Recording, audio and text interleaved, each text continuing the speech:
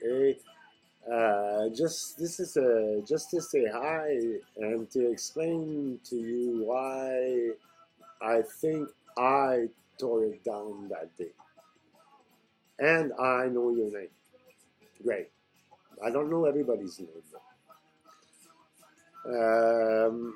So what happened exactly? I think that day is the same day that Gogol Bordello speaks of in Oh No on Underdog World Strike, where they say they talk about Justin Power, and it's the story of a man. We don't know where Justice gone. We don't know where he's at or something. It's a story of a man. No, that's you guys. It's the story of a man. But I did lots of that stuff, you know. I got really scared. And when I watch my videos, I heal myself. I unkiss myself. So I'm your exorcist too, I guess. I'm not the very best human being there is, but the music calls me one. So I guess I don't know if there's more than one, but or maybe I was one and I'm not anymore, but I still flash at one. But I guess those words are permanent.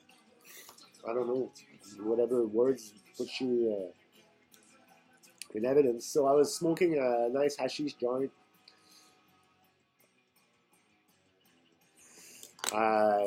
direct from Quebec City, and yeah. So what happened with that day is I was coming out of I was in a therapy because what I got for a girlfriend was a wheelchair.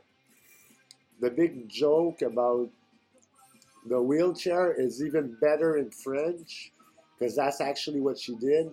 She would uh, she would jump the fence. You know, she would betray me a lot, but she would sleep with other guys, and she would arrange so that people around me would know except me. So I'd even sabotage me even more to get new friends. Nobody would take me seriously. But the big joke about chaise roulante is chaise is the chair, is a girl. Roux is a redhead. Roux is a natural redhead, orange kind of redhead, Irish redhead. Roux is somebody aggressive, somebody that fights a lot.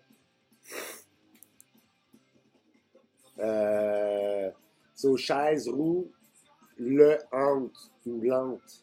Lente would be slow, so it's a slow redhead chair. But the best one is le hante, haunts him, and she's the mustache. The mustache always flagging you in the public. You're always getting birds for no reason, or these uh, dental pieces talking to you. Yeah, I can't do that face, but they look like they're gonna devour you. You kind of get scared, and they're kind of like that, you know, laughing at you a bit because you're a woman beater. Because when she'd hit you, she'd hope to get uh, a slap or something, somebody defending himself, because she'd really hit, you know, on the face, on the nose. So whenever she couldn't keep up with her lies from jumping the fence, she'd get aggressive after drinking wine and stuff, and she'd go crazy, really nuts, uncontrollable.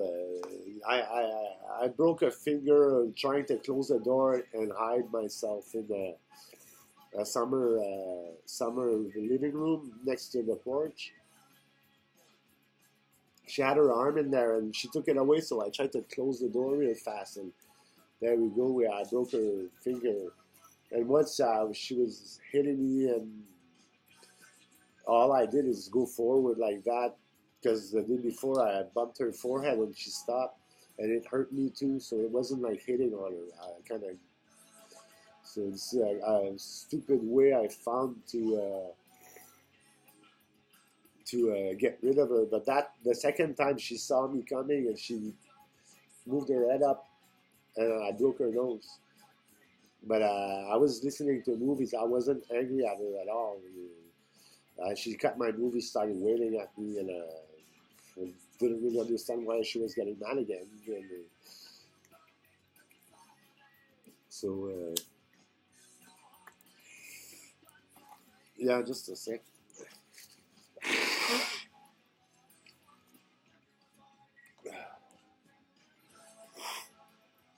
Sorry, a little cold.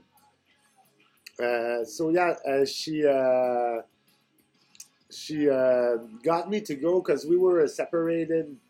I ended up making it over the codependence and affective dependency and got rid of her. But she came back pregnant and all that, and then it started again. She used the youth protection to take the kid away from me by sabotaging me and laying traps down for me, or getting really angry the day before they'd come to close the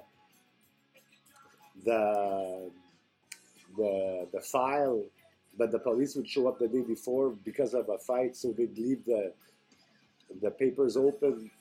So they ended up being able to get rid of, to take away my daughter from me. I wasn't that bad, but she actually made me do the worst things, and I didn't notice she'd played in my head. She was plugged in my heart.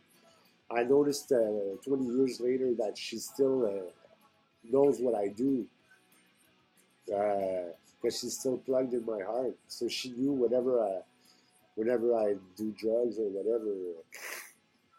I'm a little of an addict, but just a speed addict. I have to stop that. It's my next step.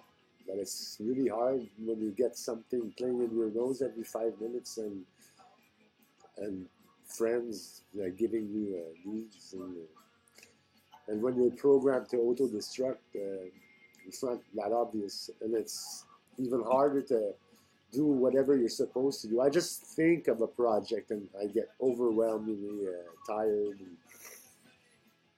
everything, eating gives me a sore stomach, or thinking of eating give me a sore stomach. I'm never hungry. I'm getting skinny. No appetite ever. Not until 6 at night. I get up at noon. I'm a tattoo artist, so that's the whole tattoo story. And what happened is she invited me to go see my daughter that I haven't seen much in 11 years. And she got mad and started wailing on me, and I managed to make it out. But we had a interdiction. We had the judge keeping us separated. And I wasn't allowed to go see her, but I did anyways because she invited me and I could see the daughter. She managed to make me step on my conditions. So that earned me. I managed to make it out, but the cops were making it to the parking lot at the same time.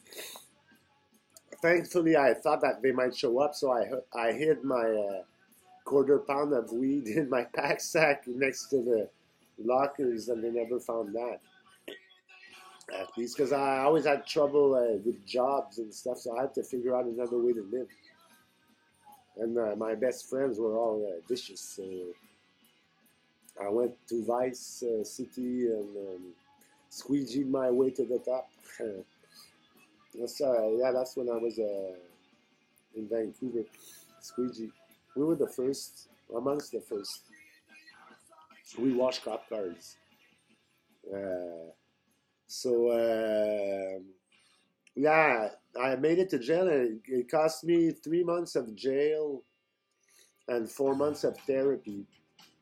Because after 3 months, I managed in court to go out for therapy.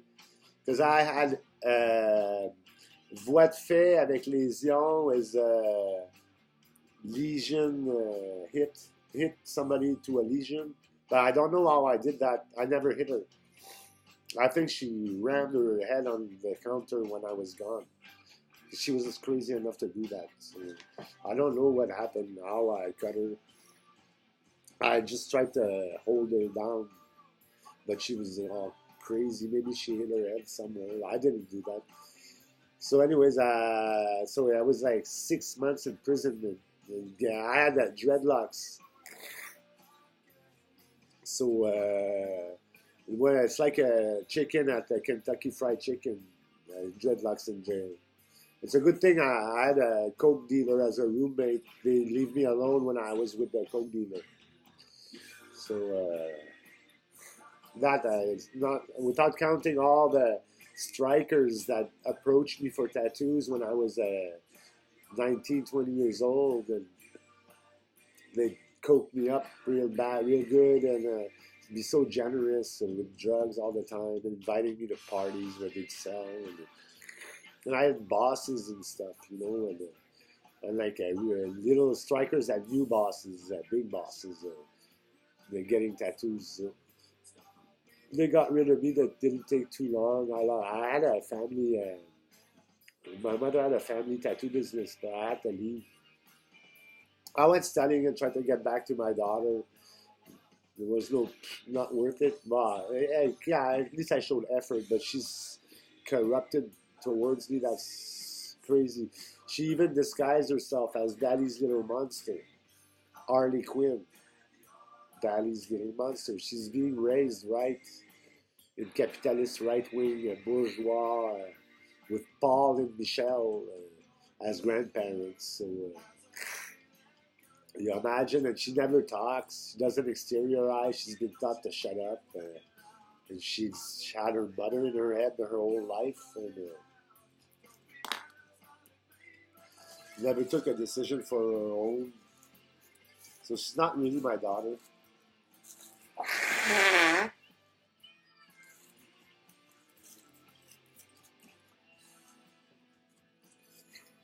So yeah, so when I was after the 3 months of jail, uh, getting beat all the time, or they were trying to beat me all the time.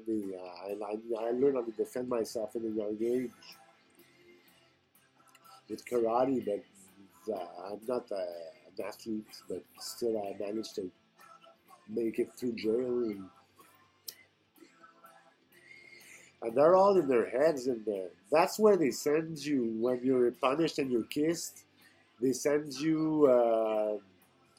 They send you to a jail where roommates play with your mind, and that's all they have. All they can do all day is play in their minds. There's nothing to do in jail, so they like playing with the horny feeling, and they just love to play in their minds and trick you. And so you basically with a bunch of roommates when you're kissed.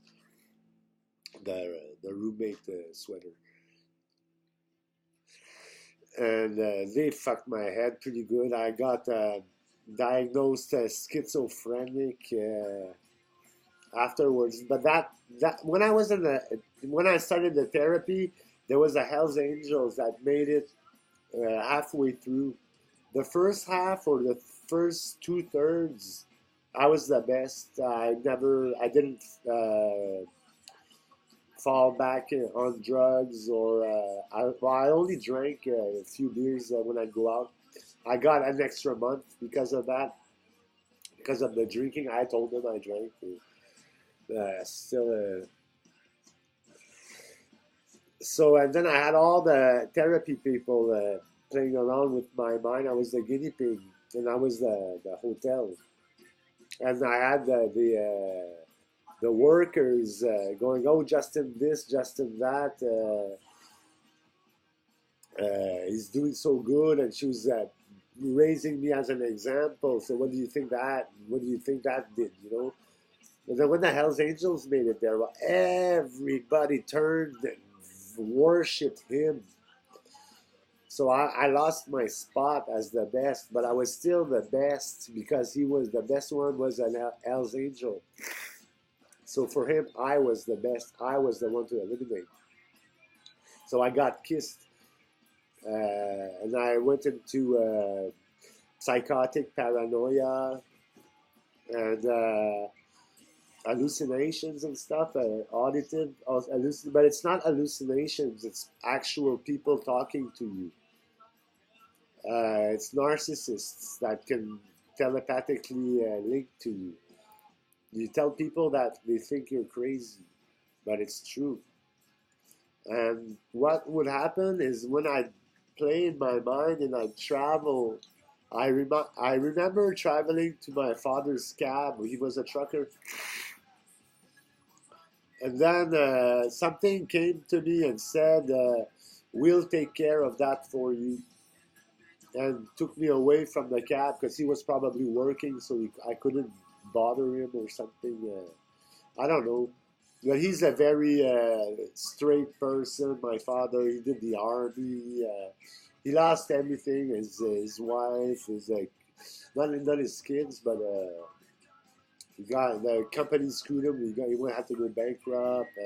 And now he's working past his retreat. In French is retraite.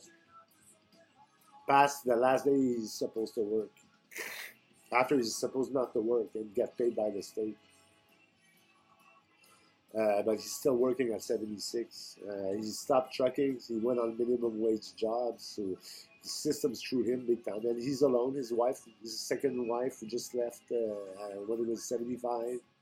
So I think he's going to finish that one alone. Well, I've been alone for about 10 years. So, well, I don't know how long. I've been alone for a while. I had a one or two women. I used to have lots of women. When I sold drugs, I was a little head seller in my hometown. I'd sell PCP. I had all the troubles in the world stopping to sell that shit because everybody would ask me to bring some all the time, and it was easy money. But I would say, no, next time I'm not bringing that because all the girlfriends of my friends were turning against me because they were sick of seeing their boyfriends all gogol, would say gogol or dumb off PCP mescaline. We just love that. Mescaline. Le messe, it's for the mass in French, la messe. So they would call this faire la messe. So they were taking our divinities away and teaching us how to swear being angry, because all those swear words, be ready for prana, for chi, it's tabarnak, hostie, calice, it's all breath, it's all beer, all of those mantras. Well, within the Catholic cage, because the universe is wider, but or it's wider, it's unlimited, never ending.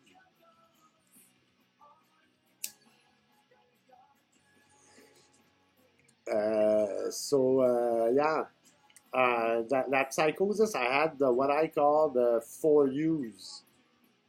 The 4U was we'll take care of that for you. Now I got sick of hearing them all the time, and they'll always come back. And so, what is this?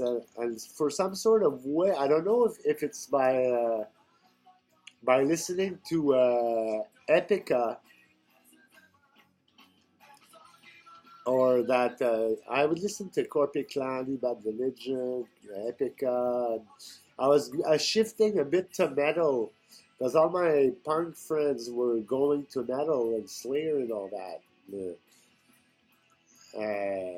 which I don't think was something that slays doesn't sound too good. But I have trouble with those metal names. The one that have a double slicer, double blade.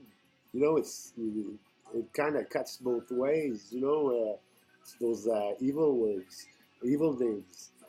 I wonder if I can trust those bands because they do reflect what the Lord was doing or is doing, being a Slayer and stuff like that.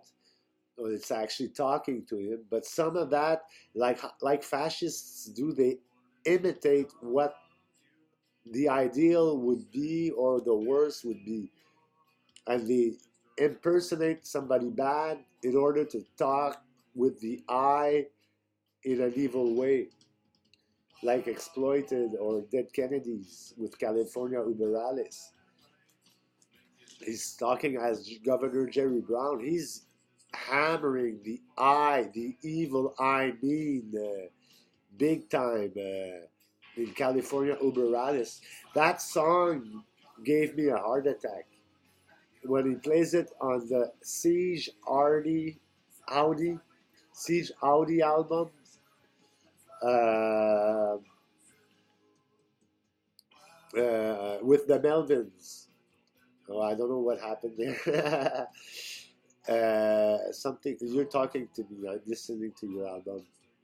I was gonna have a drag or maybe think of getting high. No.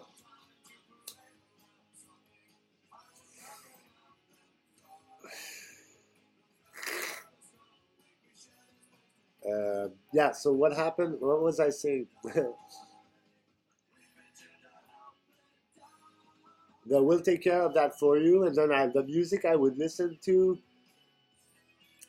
Something purged that cat or that rat that was taking care of that for me. But that was actually the CIA or or FBI or something. Probably CIA because I was in Canada, and then there was this plane all the time overhead. It was permanent fucking plane, and there still is one lately. We're in July, August, September 2019, and either that truck that backs up all the time, that truck was backing up all day. And it's every time I start fighting with whatever's on the tower, the neighbors start making noise and running after whenever I touch it. They click, click, click, click, and they fucking harass me all the time. And then they send you to a baby or a dog. And then they call a truck to back up, and an actual truck starts backing up. Then it gives you the sound of the airplane and the sound of the city. And then the sound that hovers in the back of your ear that you can't hear. And then stuff you can't hear, yeah. Sounds, ultrasounds and whatever. That's in your ears. Yeah. So I got somehow on top of that. I remember fighting and battling my breath down and trying to reach the floor and just fighting like hell, trying to push down and going almost dying out of breath, holding my breath till I couldn't take it to the maximum, and it was a really crazy. I'd sweat my ass off, and some sort of way I managed to make it on top of the "We'll take care of that for you," and I said something gave me the idea to mark that event. So I wrote down on the pad, "Justin Power will take care of that for you," and then because when I would talk to people before that, I would see "We'll take care of that for you" on their lips while they would tell me something else. I could read their lips. Somebody else would come in and talk to me, and there was another person through them sending me a message. And one of those messages is, "We'll take care of that for you." And then they would take that and screw you and keep you in the cage. So I said, "Justin Power will take care of that for you." And then I started reading that on people's lips. As if I would come in, I would walk in every third of the time, because it's triads all the time. The David Star, the Star of Israel is the two triads, a good evil, or a male feminine. The triplets, or not the Twisted Sisters. Now there's two David Stars. There's pentagons and there's circle and They made it to the circle. Some cynic says circles no more. I don't know if something happened to it, but I was being sent to a circle, and the objects laying in front of me. There was a sequence, and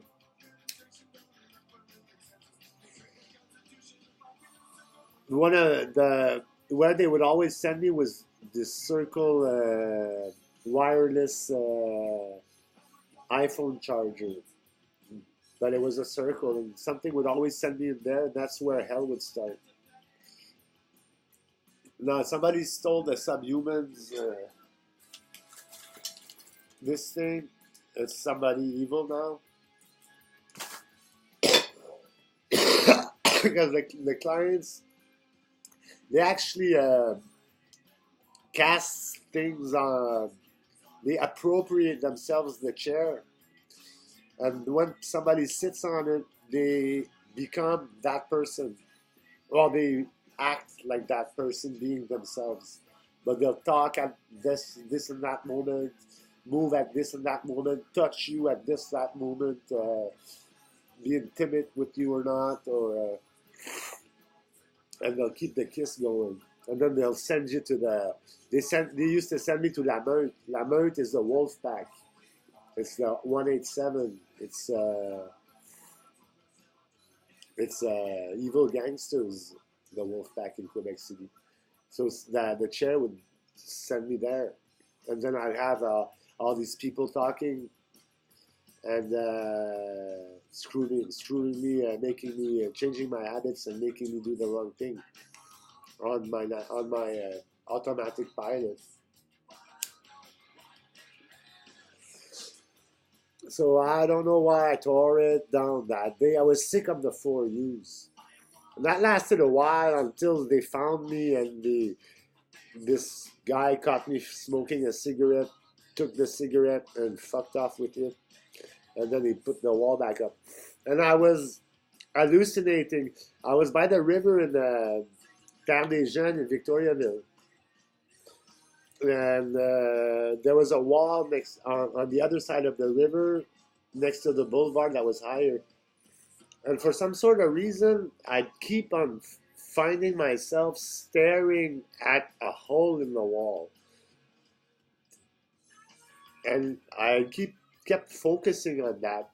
But why? Because I wasn't aware of a wall back then, except for the Berlin Wall, and I didn't imagine punching a hole through the Berlin Wall from Quebec, So, yeah, that was pretty weird. I'd always come out of the daydreaming, staring at that hole on the other side of the river in the wall, in the hard wall, because harling is to plaster a rock wall on a stone, on a castle. So you got rocks and plaster. Plaster makes powder. Plaster makes broken arms. Rock makes crackheads. And they all together make a wall. A hard wall. And it's David's son that vanquished Goliath. Well, his son hard that wall. In bird language. Yeah, I learned bird language because of you guys. I depend on your music to clean myself. So keep up the good work, and it's been a half hour now, so I don't want to keep you forever. But if I get a response or a like or something, maybe can keep updates, because in July,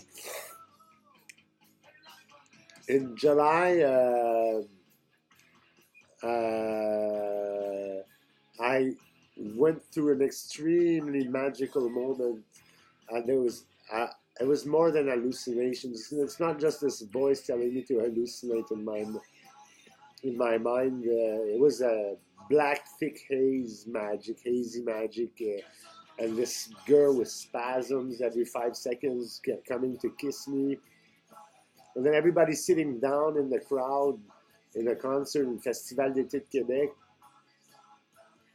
and then the colors going white, black, white, as if something was voting. And I was flashing non-stop at every snare, tack, tack, tack. I was me. And it's always me in every crowd all the time. And then now I have this lovely fight with the other rooster.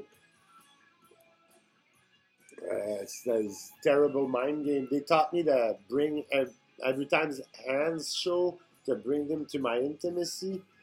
So I was every time somebody would talk to me, I'd be printed down, and everybody had access to my mind because whenever I'd see someone, I'd bring them there without noticing. I just noticed that today, that with my chin, because it's the dealer that shows you how to do that while he gives you the drugs. So then every time you see hands and this and that and feet and people, or every time you finish doing something, or every time you see someone, you drag them to your yawn, and then he sees you and you're always naked, That's the dealer that makes you do that. So, yeah, I changed that. I've been working ever since against all these kisses in my mind. And then I noticed people actually changing their profile pictures after meeting me and displaying change or demonstrating something has changed or a new situation. So I think at my birthday I was the actual real one. Now they put a cap on me, and I have my roommates are narcissists and pervert narcissists. They fucked my mind so bad. I was so angry yesterday, the day before. You can't tell who's putting that in your mind. It's one of them assholes, but who is doing that? I was always a sore stomach. And then I had this phase where I'd always get cardiac arrests and everything. And that punk fest, everything was blasting my heart all the time. And then when I see somebody, one of my friends, he talks and he yanks something out of my heart all the time. And then my roommate makes a noise that goes, yeah. And then I bring him back home with every fucking noise he does. I just noticed that, so I have to stop bringing him home when I hear a noise from him. Noise. Anyways, so that's it. I love your music. I love you guys. So keep up the good work. And if I'm not the one, well, then I'm just a groupie amongst others. Persé, punk band from Quebec. Bye.